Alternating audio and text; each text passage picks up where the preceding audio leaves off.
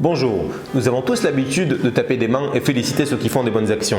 Mais Rashi au début de la paracha nous raconte qu'après avoir assisté à l'inauguration du Mishkan par les sacrifices des chefs de tribu, Aaron se sentait affecté du fait que ni lui ni sa tribu n'y avaient pris part dans l'inauguration du Mishkan. Dieu lui déclara alors, par ta vie, ta part sera plus grande que la leur, car c'est toi qui allumeras et entretiendras les lumières de la Ménorah. Une question se pose, qu'est-ce qui a vraiment dérangé Aaron ? Pourquoi n'était-il pas heureux du fait que les chefs de tribu ont amené leur sacrifice?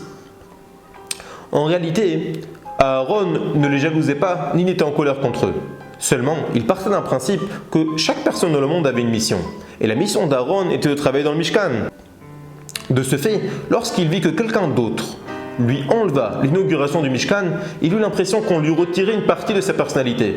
Et cela lui affecta tellement, et cela lui a mis un coup dans le moral, du fait qu'il n'avait pas pris une part active dans l'inauguration du Mishkan. Dieu ne rejeta pas ce sentiment et le considérait comme un sentiment correct.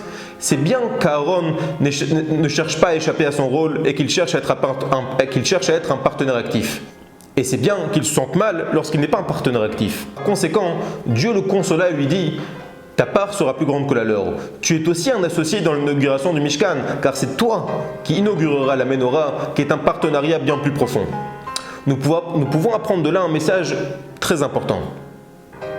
Il n'est pas possible de se contenter d'applaudissements et de révérence à ceux qui font de bonnes actions. Mais il faut chercher à être un partenaire, à agir. Et particulièrement lorsqu'il s'agit de l'éducation des enfants. Le mot éducation en hébreu, chinuch, a la même racine que le mot chanouka, inauguration. De ce fait, il ne suffit pas de se contenter d'applaudir et féliciter ceux qui s'impliquent dans l'éducation des enfants, mais il faut être un partenaire actif.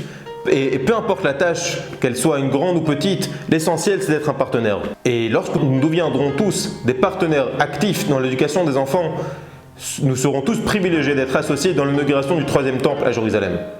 Shabbat Shalom.